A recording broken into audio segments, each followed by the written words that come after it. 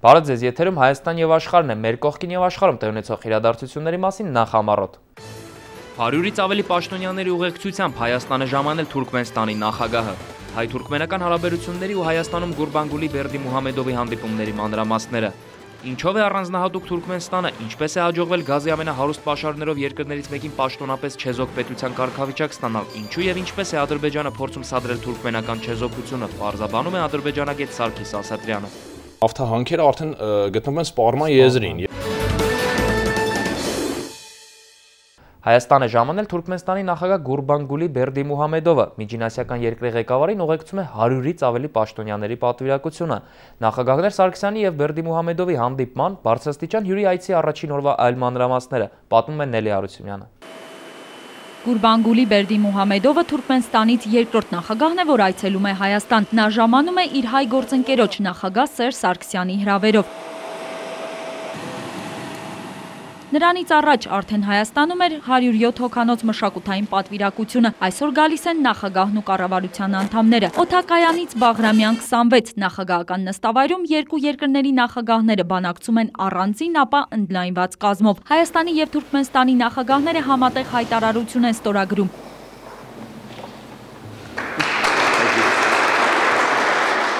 Համագործակցության համաձայնագրեր են ստորագրում նաև կառավարության անդամները։ Արտաքին քաղաքականություն, տնտեսություն, օդային հաղորդակցություն, կրթություն, Հայաստանն ու Թուրքմենստանն ընդլայնում եւ ուժեղացնում են գործակցությունը։ Նախագահ Սերժ Սարգսյանն անդրադառնում է տարածաշրջանային անվտանգությանը եւ կարեւորում դրան ուղղված երկու երկրների ջանքերը։ Լեռնային Ղարաբաղի հարցում Հայաստանի դիրքորոշումն անփոփոխ է։ Խնդիրը պետք է լուծվի խաղաղ ճանապարհով, միջազգային իրավունքի նորմերին համաձայն, բացառելով որևէ սկզբունքի նախապատվությունը մյուսի նկատմամբ։ Նելի Հարությունյան, Պողոս Միրզոյան, Arnews։ Եվ այսպես Հայաստանում է Թուրքմենստանի նախագահը, ինչ հավելյալ առիթ է խոսելու այդ երկրի մասին։ Իրականում Թուրքմենստանը շատ հետաքրքիր պետություն է։ 1995 թվականից սկսած այդ երկիրը պաշտոնապես չեզոք արտաքին քաղաքականություն է վարում եւ որևէ մեկից որևէ խնդիր չունի եւ պահանջում է նաեւ այդպիսի վերաբերմունք իրեն։ Սա շատ հետաքրքիր է հատկապես այն համատեքստում, որ Կասպից ծովի սահմանները առայժմ հստակեցված չեն եւ ոմանք փորձում են Թուրքմենստանին ներքաշել այլ խնդիրների մեջ։ Թե ինչ խնդիրների մեջ եւ ինչու, հիմա կիմանաք։ Իմ զրուցակիցը ադրբեջանագետ Սարգիս Ասատրյանն է։ Բարև ձեզ, Սարգիս։ Եվ այսպես Թուրքմենստանի նախագահը եկել է Հայաստան եւ սա շատ լավ առիթ է նաեւ խոսելու վերջերս տեղի ունեցող այն զարգացումների մասին, Կասպից ծովի այդ սահմանների հետ կապված, երբ Ադրբեջանը սկսում է Թուրքմենստանին ինչ-որ պահանջներ ներկայացնել, ներխուժում է նրա ծովային տարածք, այսինքն բավականին հեռու է գնում ծովով եւ այնտեղ փորձում է քաշել ծովի հատակից այն նավթն ու գազը, որը իրականում իրեն չի պատկանում։ Սա ինչու է Ադրբեջանը գնում, նրան չի բավարարում իր նավթն ու գազը, իր ինչին է պետք թուրքմենական հարստությունները ընդհանրապես։ Գիտեք,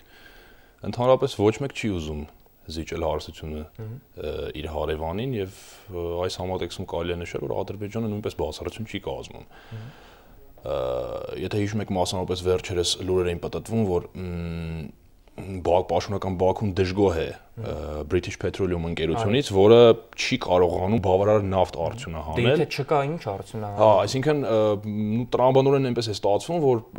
Բաքուն լինելով նավթ արդյունաբերական ամենախոշոր կենտրոններից մեկը դեռևս 19-րդ դարի վերջին, փաստորեն ստացվում է, որ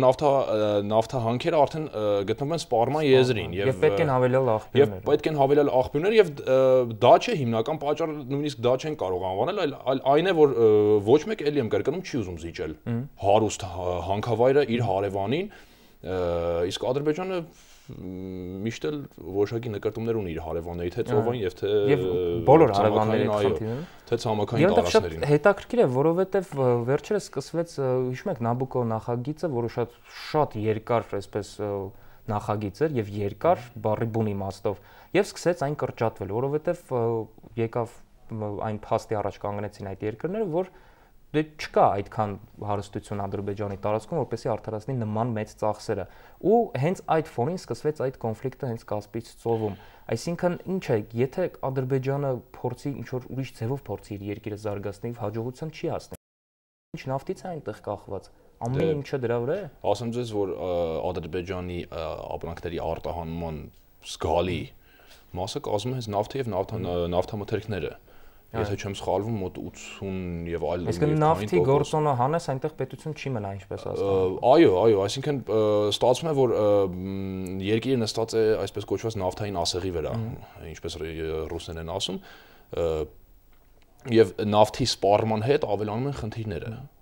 Այսինքն կա լուծելու բազմաթիվ խնդիրներ, այնտեղ եւ բյուջեի խնդիր կա եւ բազմաթիվ այլ խնդիրներ, որոնք ունի ցանկացած պետություն։ Այս դեպքում եւ Ադրբեջանը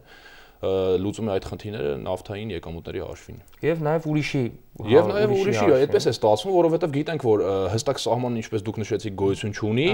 եւ ստատուսը որոշված չէ Կասպից ծովի, սա բավական ցավոտ խնդիր է, արդեն մոտ 20 տարի շարունակվող, այսինքն խորհրդային միության փլուզումից հետո բավական ցավալի խնդիր սա դարձավ բոլոր մերձկասպյան երկրների համար։ Դե դժվար է այնտեղ։ Այո, դժվար է այնտեղ գծել եւ ոչ մեկ էլ չի պատրաստում զիջել գետ 1 սանտիմետր ջրային տարածք։ Առավել եւս որ անընդհատ նոր Առավել եւս այո, որ Կասպից ծովը, ինչպես բոլորը գիտեն, հարուստ է ածխաջրածնային ռեսուրսներով։ Եվ բնական է, որ ոչ մեկ չի ուզում զիջել։ Ինչ կլինի, հիշում եք, հունիսին բավականին սրվեցին հարաբերությունները Թուրքմենստանի հետ, հենց այն երկրի հետ, ում նախագահը այսօր Հայաստանում է, սրվեցին, որովհետև այդ կոնֆլիկտ առաջացավ, Ադրբեջանը սկսեց անցնել արդեն շատ հեռու անցավ սահմանից, եւ մի պահ նույնիսկ կարծիք էր շրջանառվում, որ Իսրայելից գնված այն մեծ քանակությամբ զենք զինամթերքը իրականում ուղղված է հենց Թուրքմենստանի դեմ, ու խոսակցություններ գնացին, որ միգուցե պատերազմի են պատրաստում, որտեղ եթե նավթը վերջանա, միակ հարցը այն է, որ պետք է դիմի թուրքմենական նավթի օգնությանը։ Սա ընդհանրապես հնարավոր է, որ հասնի դրան այս ամենը։ Առաջին հերթին պետք է նշել, որ եթե նավթը սպառման եզրին է գտնվում, ապա պաշտոնական Բաքուն այս դեպքում հայտնում է ցայտնոտի մեջ, ինչու որովհետև ինչպես հենց նոր նշեցի, կան բազմաթիվ խնդիրներ։ Եվ այդ խնդիրները պետք է լուծել, այդ խնդիրները կապված են մեծ ֆինանսների հետ, եւ այս դեպքում, երբ այդ ֆինանսները կրճատվում են, այդ ֆինանսերի ներհոսքը երբ կրճատվում է, երկիրը փորձում է, այսպես ասած, շեղել ներքին լսարանի ուշադրությունը դեպի այլ խնդիրներ։ Դա կարող է լինել թե Ղարաբաղի հարցը, Հայաստանի հետ հարաբերությունները, թե ինչպես նշեցիք Թուրքմենստանի հետ այսպես կոչված պատերազմի հավանականությունը, եւ թե ինչու՞ չէ Իրանի հետ խնդիրները, որ գիտենք եւ շատ խնդիրներ ունի Իրանի հետ չլուծված։ Եվ ինչպես նշեցիք, այո, զենքը, որը գնվել է Իսրայելից, մոտ 1.5 միլիարդ դոլարի արժողությամբ, հիմնականում իրենից ներկայացնում է ռազմածովային տեխնիկա։ Փորձում են ցույց տալ, թե դա հայերի դեմ է ուղղված, բայց հետո պարզվեց, որ հայերի դեմ ռազմանավերով Ես մտածում եմ, այո, որ նրանք չեն ցանկանում դա բարձրաձայնել այդ զենքի մեծականակ զենքի ձեռքբերումները։ Բայց նաև փորձում են դրանով վախեցնել եւ իրենց գործողությունները։ Իհարկե, այն որ նրանք փորձում են վախեցնել, դա ոչ մեկի համար եւ առավել եւս մեծ համար դա նորություն չէ։ Ես առաջարկում եմ մեր զրույցը ընդմիջենք կարճ տեսանյութով, տեսնենք թե ինչ խնդիրներ է Ադրբեջանը ստեղծում պաշտոնապես չեզոք երկրի կարգավիճակ ստացած Թուրքմենստանի համար, որից հետո կվերադառնանք եւ կշարունակենք։ Խորհրդային միության փլուզումից հետո Կասպից ծովի շուրջ ձևավորվեցին 4 նոր պետություններ, մինչև այդ գազով եւ նավթով հարուստ ծովը բաժանված էր միայն Խորհրդային միության եւ Իրանի միջև։ 1991 թվականին սակայն առաջացավ ծովային սահմանները հստակեցնելու խնդիր, քանի որ նորանկախ Ռուսաստանը, Ադրբեջանը, Ղազախստանն ու Թուրքմենստանը սկսեցին զարգացնել էներգետիկ անկախ քաղաքականություն։ 1995 թվականին ՄԱԿ-ի գլխավոր ասամբլեան ընդունեց Թուրքմենստանի մշտական չեզոք կարգավիճակի մասին բանաձևը, ինչը ենթադրում է, որ Աշխաբադը որևէ երկրի հետ չունի որևէ տարածքային խնդիր եւ որևէ երկիր չունի տարածքային պահանջ Թուրքմենստանից։ Թուրքմենստանի չեզոքության միջազգայինորեն հստակեցված կարգավիճակը սակայն փորձում է խաթարել Կասպից ծովի մյուս հատվածում գտնվող Ադրբեջանը։ Բանն այն է, որ Ադրբեջանը ունի նավթագազային նոր հանքավայրերի սուր խնդիր, քանի որ բնական հարստությունների ոչ բավարար պաշարները տապալում են Ադրբեջանի համար այդքան կարևոր նախագծերը, ինչպես օրինակ Նաբուկկոն։ Նոր հանքավայրեր սակայն Ադրբեջանի տարածքում չկան եւ այստեղ արթնանում է հարևանների հարստությունները կողոպտելու բնազդը։ Ադրբեջանը իր գործողությունները արդարացնելու համար հարմար պատրվակ է կիրառում։ Կասպից ծովի ծովային սահմանների հարցը առ այսօր չի ստացել վերջնական լուծում։ Հետևաբար թուրքմենական եւ իրանական ջրերում հայտնված նոր հանքահորերը Ադրբեջանը հայտարարում է իրենը տարածաշրջանում ստեղծելով նորանոր լարված խնդիրներ։ Դավիթ Սարգսյան, Առնյուզ։ Ադրբեջանը նույնիսկ ամենաչեզոք պաշտոնապես չեզոք երկիր Թուրքմենստանի հետ փորձում է ինչ-որ խնդիրներ ունենալ։ Եվ երբ այս համատեքստում փորձում ես մտածել լավ, բա մյուս հարևանների հետ ինչպես է, տեսնում ես, որ Ադրբեջանը աշխարհին բացառիկ երկրներից է, որը որ խնդիր ունի իր բոլոր հարևանների հետ, բոլորից ինչ-որ խնդիր ունի, նույնիսկ ում հետ սահմանային ցամաքային սահման չունի, միևնույնն է ինչ որ խնդիր ունի։ Սա ինչի հետևանք է, իսկ ինչ են նրանք ուզում, որ այսպես։ Սա բավական բարդ խնդիր է։ Նախ նշենք, որ բնականաբար ցանկացած երկիր խնդիր է ունենում առաջին իր հարևանի հետ։ Այսինքն բնական է, ասենք Եվրոպայի որևէ երկրի հետ նա խնդիր չի ունենա որպես այդպեսին, որովհետև հեռու է գտնվում։ Բայց Ադրբեջանը բոլորի հետ ունի, այսինքն դե բոլորի հետ գիտեք ինչ, որովհետև դա արհեստական, այսպես ասած, վարչակարգական միավոր է իրականում իրենից ներկայացնում, եւ նրանք ունեն լուրջ խնդիր։ Նրանք պետք է հասկանան, թե նրանք ով են, նրանց պատմությունը որտեղից է գալիս, նրանք պետք է որոշակի կոպիտ ասած պատմություն մատուցեն իրենց ստեղծեն, մատուցեն իրենց լսարանին, մասնավորապես Ադրբեջանի Հանրապետության բնակիչներին այսօր նրանք պետք է հասկանան եւ հենց այդ փնտրտուքների մեջ են որ ծնվում են այս բազմաթիվ խնդիրները հենց նույն հարևանների հետ, որովհետեւ թե Հայաստանի Հանրապետության եւ Լեռնային Ղարաբաղի Հանրապետության ամբողջ տարածքն նրանք համարում ադրբեջանական, թե Իրանի Ատրպատական նահանգը, թե Դաղստանի որոշ հատվածները եւ թե Վրաստանի Մարնաուլի շրջանը, որը բնակեցված է ադրբեջանցիներով, այսինքն այստեղ ստացվում է որ իրոք բոլորի հետ նրանք լուրջ խնդիրներ ունեն։ Եվ այստեղ կապ կա նրանց այդ արտաքին հավակնությունների մեջ եւ իրենց երկրի այդ տարածքում բնակվող բնիկ ժողովուրդներին ճնշելու մեջ, որովհետեւ եթե արտաքին քաղաքականությունը այդպիսի ագրեսիվ է, վայրենի է, կարելի ասել, միգուցե նաեւ այստեղ է հենց թաքնված այդ պատճառը, որի շնորհիվ, որի հետևանքով որ նաեւ վնասվում են ժողովուրդները, որոնք ապրում են Ադրբեջանի տարածքում։ Հետարքիր հարց է։ Այդ ագրեսիվ քաղաքականությունը իհարկե միանշանակ վերաբերում է ոչ միայն արտաքին, այլև ներքին խնդիրներին։ Երևի փորձում զուլելով ստեղծեն իրենց պատմություն։ Փորձում են զուլելով ստեղծել այսպես կոչված նորյա ադրբեջանցի, այնտեղ բնակվող էթնիկ ժողովուրդների հաշվին, եւ բնական է, որ սա լուրջ նաեւ բողոքի ալիքներ է բարձրացնում այնտեղ եւ բողոքի լուրջ այսպես ասած բաներ կան այնտեղ։ Օրինակ թալիշների մասին երբ խոսենք, հիշում եք վերջերս Հայաստանում անցկացվեց շատ հետաքրքիր մի կոնֆերանս եւ Հայաստանին հրավիրվել Ադրբեջանի բնիկ ժողովուրդներին։ Մենք նրանց նաեւ հյուրընկալել ենք հենց մեր հաղորդաշարի շրջանակներում եւ որքան գիտենք վերջերս նաեւ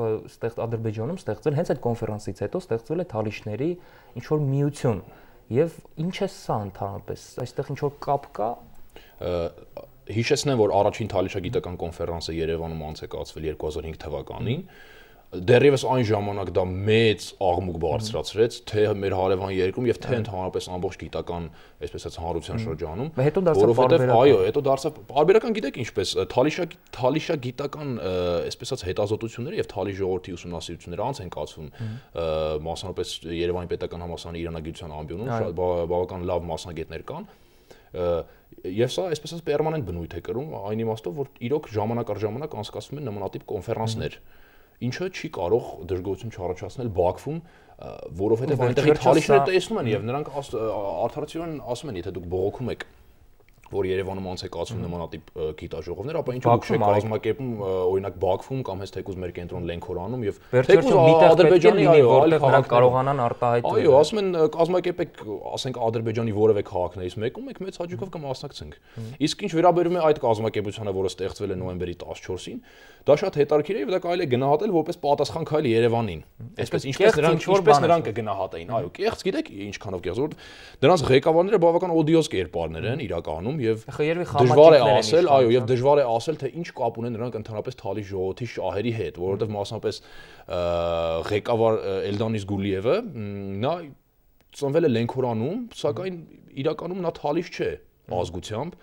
Նա իրեն ներկայացնում է որպես Իսկ սա նաև տարբերակ է, որ ցույց տան այդ տեսեք Լենքորանում է ծնվել, բայց ազգությամբ թալիշ չէ։ Դե գուցե, բայց հետաքրքիրն այն է, որ նա փորձում է իրեն ներկայացնել որպես քաղաքացիական հասարակության, այսպես ասած, ջատագով Ադրբեջանում, սակայն իրականում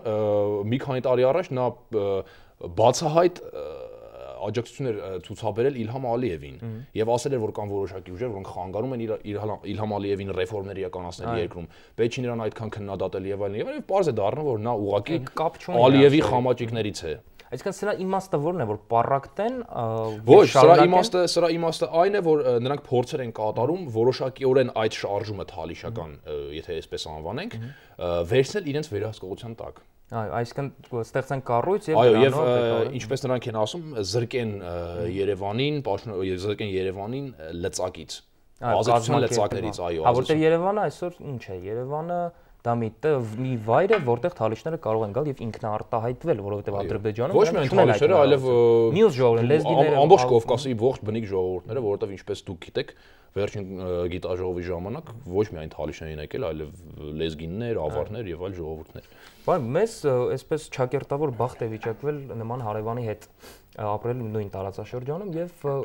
մեզ միշտ էլ հետաքրքրում է այս հետեւյալ հարցը, սա վերջին հարցն է, որը ես ձեզ ցանկանում եմ տալ, մի օր սա կավարտվի Ադրբեջանի այս վայրենի քաղաքականությունը։ Ինչ եք կարծում։ Գիտեք, շատ բարդ հարց եք տալիս եւ չի ուզենա մարգարեական պատասխան տալ այս հարցին, միայն մի ճշմարտություն կա, որ հարգում են ուժեղներին։ Այո։ Դա է միակ ճշմարտությունը։ Եթե մենք ցանկանում ենք, որ մեզ հարգեն եւ ընդունեն եւ վախենան ինչու՞ չէ նաեւ մեզնից մեր թշնամիները, պետք է լինել ուժեղ։ Սա միակ պատասխանն է։ Սա միակ պատասխանն է, որը այս դեպքում կարող է իրոք դա միակ ելքն է, որը կարող է զսպել։ Դա ոչ միայն իրենց ենթադրում է ունենալ ուժեղ բանակ, այլև ուժեղ տնտեսություն,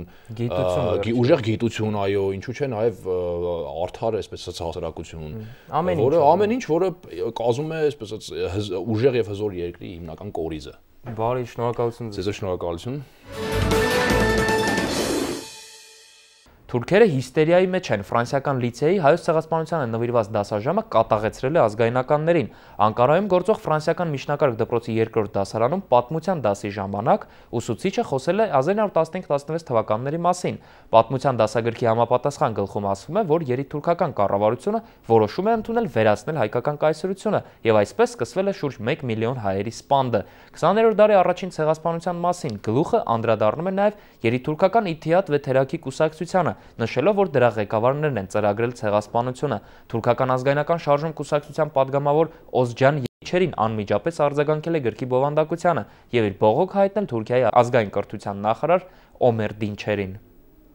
Հալեպում ապստամբների եւ կառավարական բանակի վերջին մարտի ընթացքում նշանառոյի գնդակից հայ կին է վիրավորվել։ Մարտերը ընթանում են հայաբնակ Նոր գյուղի հարևանությամբ գտնվող Բուստան Փաշա թաղամասում, որի հայ բնակիչները մեծամասամբ լքել են իրենց տները։ Նոր գյուղի բնակիչների խոսքով վերջին բախումներն ամենաուժգինն են եղել։ Միջազգային նորություններին առաջարկում ծանոթանալ տեսաշարով։ Կառավարական ցնցումները, քաղաքական տարբեր ուժերի միջև ամստահությունն ու իշխանական խարդախություններն այժմ միայն Եգիպտոսի հիմնական նկարագիրն են։ Եգիպտոսյան հեղափոխական խռովությունների ալիքն ավելի է խորացրել ճգնաժամային իրավիճակը։ Հյուսիսաֆրիկյան երկրի դատական իշխանության ներկայացուցիչները մտադրվել են գործադուլ կազմակերպել, քանի դեռ նախագահ Մուհամեդ Մուրսին չի հրաժարվել փարավոնի իր լիազորություններից, որոնք ենթադրում են գրեթե անսպառ իրավունքներ։ Սահմանադրական փոփոխություններ իրականացնելու Մուրսիի քայլը վրդովեցրել է նույնիսկ նախագահի համագիր Նրա երկու խորհրդականները հրաժարական են տվել։ Մուսուլման եղբայրներն ու այլ խմբեր կոչ են անում երթ կազմակերպել ի պաշտպանություն Եգիպտոսի նախագահի։ Իսլամիստները հորդորում են ընդդիմադիրներին դադարեցնել երկրի ղեկավարի դեմ բողոքը։ Կրքերի հանդարտեցման կոչով Մուհամեդ Մուրսին մտադրվել է դիմել քաղաքացիներին ու բացատրել իր քայլերը, մասնավորապես սահմանադրական փոփոխությունների հրամանագրի ընդունումը։ Միաժամանակ ազգային ժողովը շտապում է ընդունել երկրի նոր սահմանադրությունը։ Ի դեպ իսլամիստները բացարձակ մեծամասնություն են կազմում ժողովում։ Նրանք համոզված են, որ մայր օրենքի հաստատումը կհաշտեցնի հակամարտող կողմերին, սակայն ընդդիմության հավաստմամբ քաոսային իրավիճակն ավելի կխորանա։